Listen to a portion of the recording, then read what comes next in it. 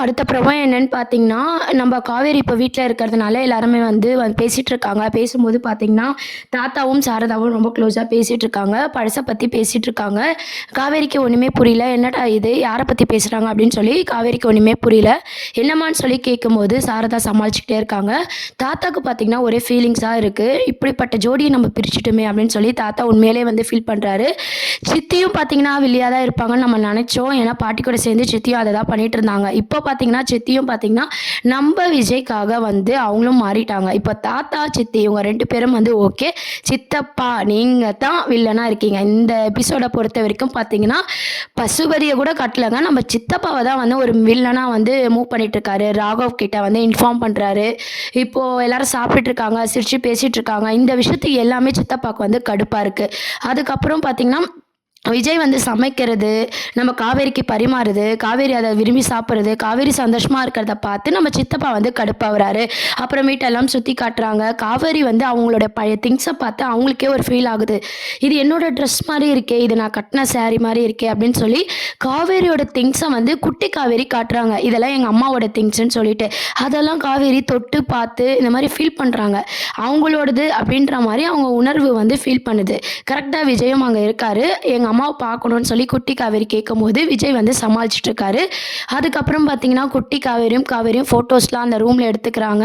இதெல்லாம் வந்து விஜய் அப்படியே ரசிக்கிறாரு. சாரதா அம்மாவும் ரசிக்கிற மாரியான ஒரு சூழ்நிலை தான் எபிசோட்ஸா வந்து கொண்டு வராங்க. இருந்தாலும் பார்த்தீங்கன்னா, இது எதுவுமே வந்து அங்க ஒரு வில்லன வச்சுக்கிட்டே பண்றதுனால, பார்க்கவே கடுப்பா இருக்கு சித்தப்பாக்கு. என்ன பண்ணலாம்? அப்படின்னு சொல்லிட்டு, சரி ஓகே. இதுக்கு மேல காவேரி சந்தோஷமா இருக்கக்கூடாது. விஜய் கூட சேரக்கூடாது. அப்படின்னு சொல்லிட்டு ராகவ்க்கு கால் பண்றாங்க.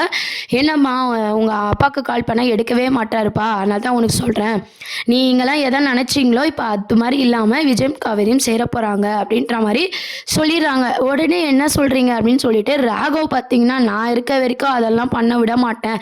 நான் என் வேலைய காட்டுறேன்." அப்படின்னு சொல்லிட்டு அடுத்து பார்த்தீங்கன்னா, நம்ப ராகவ் வந்து எப்படி ஒரு கார் ஆக்சிடென்ட்ட ஏற்படுத்தினாரோ, அதே சேமா பார்த்தீங்கன்னா, ஒரு சிச்சுவேஷன வந்து ராகவ் வந்து கிரியேட் பண்றாரு. இப்போ சித்தப்பா ஒரு வில்லனா காட்டியிருக்காங்க. அடுத்து ராகவ ஒரு வில்லனா வந்து கொண்டு வராங்க. ஆல்ரெடி ராகவ் வில்லன் தான். ஆனா சித்தப்பா மூலமா தான் இதெல்லாம் ஃபார்ம் ஆவுற மாரி காட்டுறாங்க. ஆனா கரெக்ட்டா இந்த வாட்டி ஆக்சிடென்ட் எதுவும் நடக்காம, நெகட்டிவா எதுவும் கொண்டு போகாம, விஜய் பார்த்தீங்கன்னா, நம்ம காவேரியும், குட்டி காவேரியும் வந்து சேவா வச்சுக்கிறாரு. இந்த விஷயம் வந்து விஜய்க்கு தெரிஞ்சு, விஜய் ஃபைட் சீனும் பார்த்தீங்கன்னா, செம்ம மாஸா ஒரு ஒரு மூவி பார்த்த மாரி இருக்கும். விஜயோட ஃபைட் சீன் ஆல்ரெடி நம்ம பழசெல்லாம் பார்த்துருப்போம் இல்லையா? விஜய் எப்படி ஃபைட் பண்ணுவாரு, விஜயோட மாஸ் சீன்லாம் நம்ம ஃபேன்ஸ் எல்லாருமே கண்டிப்பா பார்த்துருப்போம். இப்போ இன்னும் சொல்லவா வேணும், 5 வருஷத்துக்கு அப்புறம் காவேரி அவரு பார்த்துருக்காரு. அதுக்கு நடுவுல ஒருத்தன் வந்தா விடுவாரா விஜய்?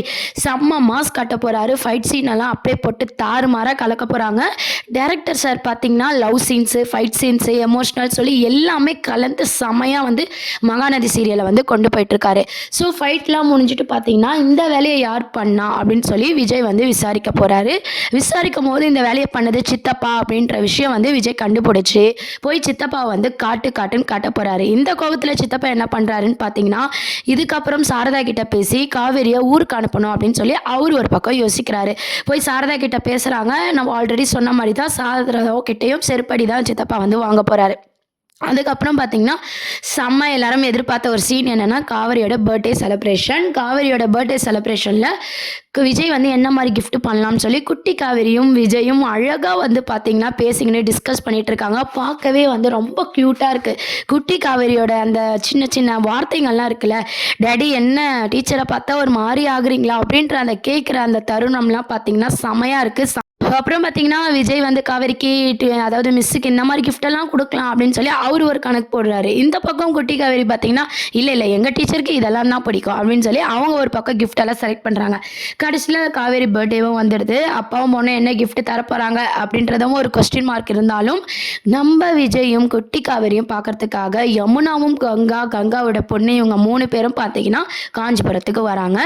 இவங்கள பார்த்தோன்னே காவேரி வந்து, "என்னக்கா திடீர்னு வந்திருக்கீங்கன்னு?" கேட்கும்போது, "எல்லாம் உன் பர்த்டேக்கு தாண்டி" அப்படின்னு சொல்லி சமாளிக்கிறாங்க. காவேரியும் அத நம்பிர்றாங்க. அப்புறம் பார்த்தீங்கன்னா, பர்த்டே செலிப்ரேஷன்லாம் சும்மா மாஸா வந்து விஜய் வந்து பண்ணிட்டுருக்காரு. இந்த ஆளு எதுக்கு இதெல்லாம் பண்ணணும்? அப்படின்னு சொல்லி ஒரு கொஸ்டின் மார்க்கு காவேரிக்கு. அதுக்கப்புறம் பார்த்தீங்கன்னா, யமுனாவும் மாமான்னு சொல்லி விஜய் கிட்ட தனியா கூட்டு போய் பேசுறாங்க. நம்ம கங்காவும் பேசுறாரு. குட்டி காவேரி கிட்ட தூக்கி வச்சு கொஞ்சுறாங்க. இவங்கெல்லாம் என்னதான் பண்ணிட்டு இருக்காங்க அப்படின்னு சொல்லி விஜய்க்கு வந்து தோணுனாலும் அவருக்கு உண்மை தெரியும் இல்லையா? நம்ம காவேரிக்கு வந்து அந்த சந்தேகம் வருது. விஜய் என்னதான் பண்றாரு அப்படின்னு சொல்லி காவேரி யோசிக்கிறாங்க. ஏதோ ஒரு விஷயம் இருக்கோ, இவங்கெல்லாம் நம்மள மறக்கிறாங்களோ, மறைக்கப்பட்டிருக்கோ, இந்த மாதிரி அப்பா இறந்தத லேட்டா சொன்ன மாதிரி வேற எதனா ஒரு விஷயம் மறைச்சிருக்காங்களோ, இவங்க கிட்டயே கேட்கலாமா? சரி எல்லாரும் பர்த்டே செலிப்ரேஷன்ல இருக்காங்க. இப்போ கேட்க வேணாம்னு சொல்லி காவேரி முடிவு பண்றாங்க. ஆனா எல்லாத்தையுமே வந்து பார்த்தீங்கன்னா நோட் பண்றாங்க. கங்கா பேசுறது, நம்ம யமுனா பேசுறது, விஜய் அவங்க கிட்ட பேசுறது, அந்த குட்டி குழந்தை அதாவது கங்காவோட குட்டி குழந்தை இருக்காங்களே, அதாவது காவேரியோட குழந்தையும் கங்கா குழந்தையும் கியூட்டா விளையாடுறது, இதெல்லாம் காவேரி வந்து நோட் பண்ணி வச்சிருக்காங்க. ஆல்ரெடி சாரதா மேல ஒரு சந்தேகம் இருக்கு. இப்போ கங்கா யமுனா இவங்க மேலெல்லாம் வந்து கூடுதலாக பார்த்தீங்கன்னா காவேரி சந்தேகப்படுறாங்க. ஏதோ ஒரு விஷயத்த இவங்கெல்லாம் மறைக்கிறாங்க அப்படின்னு சொல்லிட்டு யாரை கேட்டால் சரி வரும் அப்படின்னு சொல்லி காவேரி வந்து யோசிச்சுட்டு இருக்கும் போது ஃபங்க்ஷன் முடிஞ்சதுக்கு அப்புறம் தான் பார்த்தீங்கன்னா எல்லாருக்கிட்டையும் தனித்தனியாக வந்து நம்ம காவேரி கேட்க போகிறாங்க. அந்த ஃபங்க்ஷனில் பார்த்தீங்கன்னா விஜய் கிஃப்ட் கொடுக்கறதெல்லாம் வந்து காவேரி பிடிக்காத மாதிரி வாங்க போகிறாங்க. இந்த மாதிரி சுடுமூஞ்சி அதாவது நம்மளுக்கு பிடிக்காத ஒரு பர்சன் பேசினா வழிஞ்சா எப்படி நம்ம லேடிஸ்லாம் பிஹேவ் பண்ணுவாங்களோ அந்த மாதிரி காவேரியோட மூமெண்ட்டை வந்து கொண்டு போகிறாங்க. ஆனால் கூடிய சீக்கிரம் இதுக்கப்புறம் பார்த்தீங்கன்னா காவேரியும் நம்ம விஜயை வந்து புரிஞ்சுக்கிற மாதிரியான சுச்சுவேஷன் வந்து எபிசோட்ஸை வந்து மேக் பண்ண போகிறாங்க. ஆல்ரெடி ஒரு ஃபைட் சீன் இருக்குது, அதில் வந்து நம்ம காவேரி புரிஞ்சிக்க வாய்ப்பு இருக்கும். அதுக்கப்புறம் பார்த்தீங்கன்னா அவர் பாசமாக சமைச்சது, தாத்தா ஃபேமிலி மேலெல்லாம் பாசமாக இருந்தது, இதெல்லாம் காவேரி யோசிச்சு பார்க்குறாங்க. அது மட்டும் இல்லாமல் இன்னைக்கு எபிசோட ஒரு ஹைலைட்டே பார்த்தீங்கன்னா குட்டி காவேரி வாயிலே வந்திருக்கும். எங்கள் அப்பா பார்த்தீங்கன்னா வழக்கமாக இப்படி இல்லை, ஆனால் உங்ககிட்ட மட்டும் இப்படி அப்படின்னு சொல்லி போட்டு கொடுத்தாங்க. அதெல்லாம் வந்து காவேரி யோசிக்கிறாங்க. யோசிச்சு பார்த்தோன்னே விஜய் கிட்ட ஏதோ ஒரு விஷயம் இருக்குது அப்படின்ற ஒரு புரிதல் மட்டும் காவேரி வந்து யோசிச்சு வச்சுருக்காங்க. சரி நம்ம விஜயே கேட்டுருவோம், அம்மாவை கேட்டாலும் சொல்ல மாட்டாங்க, யாரை கேட்டாலும் சொல்ல மாட்டாங்க, விஜயே கேட்டுருவோன்னு சொல்லி மறுநாள் ஸ்கூலுக்கு காவேரி பார்த்தீங்கன்னா விஜயை மீட் பண்ணுறதுக்கு காவேரி வெயிட் பண்ணி நம்ம விஜயை பார்த்து கேட்க போகிறாங்க. விஜய்க்கு உண்மையை சொன்னாலும் பார்த்தீங்கன்னா காவேரிக்கு எதனா ஆயிடும்ன்ற பயத்திலே வந்து பார்த்தீங்கன்னா விஜயும் அதை மறைக்க தான் செய்கிறாரு. மறைச்சிக்கிட்டு இல்லை ஒன்றும் இல்லை நான் சும்மா தான் பழகிறேன் அப்படின்ற மாதிரி விஜய் சமாளிச்சுட்டு அங்கேருந்து போயிடுறாங்க. ஆனாலும் பார்த்தீங்கன்னா காவேரி இதுக்கு என்ன தான் ஒரு முடிவுன்னே தெரியல, எல்லாரும் என்னை சுற்றி ஏதோ பண்ணி என்கிட்ட மறைச்சிட்டு இருக்காங்க, கூடிய சீக்கிரம் நான் இதை கண்டுபிடிக்கிறேன் அப்படின்ற மாதிரி காவேரி யோசிக்கிறாங்க. சித்தப்பா என்ன யோசிக்கிறாருன்னா பேசாமல் காவேரிக்கே உண்மையை சொல்லிட்டா அந்த அதிர்ச்சியில் காவேரிக்கு எதனா ஆகிடும்ல, நம்மளே உண்மையை சொல்லிட்டா என்ன, ஏன்னா நம்ம ஆல் செட் பண்ணோம் அதுலேயே ஃபெயிலியர் ஆயிடுச்சு, ராகவும் வந்தான் அடிச்சு அனுப்பிச்சிட்டான் விஜய், ஸோ நம்மளே உண்மையை சொல்லி நம்ம காவேரிக்கு எதனா ஆகிடும்ல அப்படின்ற மாதிரி யோசிக்கிறாங்க. ஃபஸ்ட்டு பார்த்தீங்கன்னா சாரதாவை மிரட்டி பார்க்குறாரு, ரெண்டாவது காவேரி கிட்ட உண்மையை சொல்லலாம் அப்படின்ற மாதிரியும் யோசிக்கிறாரு. ஆனால் உண்மையை சொல்லி காவேரிக்கு பழசு ஞாபகம் வந்தால் விஜய் கூட சேர்றதுக்கு அதுவே வசதியாகிடுமே அப்படின்ற மாதிரியும் யோசிக்கிறாரு. இதில் வில்லன் அப்படின்னு பார்த்தீங்கன்னா சித்தப்பா ராகவ் இவங்க ரெண்டு பேரையும் தான் கொண்டு வராங்க. இதுக்கப்புறம் வரும் எபிசோடில் தான் பார்த்தீங்கன்னா குமரன் நிவின் இவங்க ரெண்டு பேரையும் டேரக்டர் சார் வந்து கொண்டு வர போகிறாரு. அப்போ தான் பார்த்தீங்கன்னா சீரியல் வந்து கொஞ்சம் பரபரப்பாக கொண்டு போவாங்க. இப்போதைக்கு ஃபைட்டு, பர்த்டே செலிப்ரேஷன், அம்மா பொண்ணோட பாண்டிங், அதாவது தாத்தா காவேரியை பார்த்த விதம், நம்ம பாட்டி பேத்தியோட பாண்டிங், இந்த மாதிரியான சீன்ஸ் எல்லாம் வந்து கொண்டு வந்து தான் மகாநதி சீரியல் பார்த்தீங்கன்னா டிஆர்பி ரேட்டில் நம்பர் 1 பொசிஷனில் இருக்காங்க.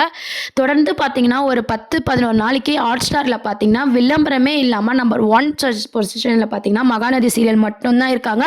இது வந்து பார்த்தீங்கன்னா ஃபேன்ஸ் எல்லாருக்குமே பயங்கர சந்தோஷமாக இருக்கும். இதே மாதிரி பார்த்தீங்கன்னா சீரியலை வந்து மேக் பண்ணிட்டு கூடிய சீக்கிரம் நம்ம காவேரிக்கு பழசெல்லாம் ஞாபகம் வரணும் அப்படின்றத எத்தனை பேர் நினைக்கிறீங்க அப்படின்றத கீழே கமெண்ட் செக்ஷன் சொல்லுங்கள். நிறைய அப்டேட்ஸ்க்கு சேனலை மறக்காமல் சப்ஸ்கிரைப் பண்ணுங்கள். தேங்க்யூ.